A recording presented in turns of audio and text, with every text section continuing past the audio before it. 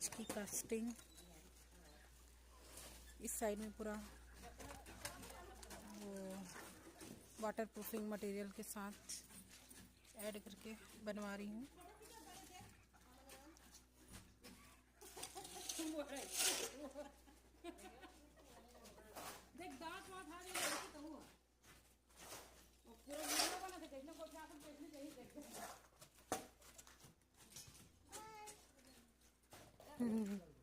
Bye नहीं madam, हाय बोलिए। पुराना एक्सपीरियंस है ना भैया का।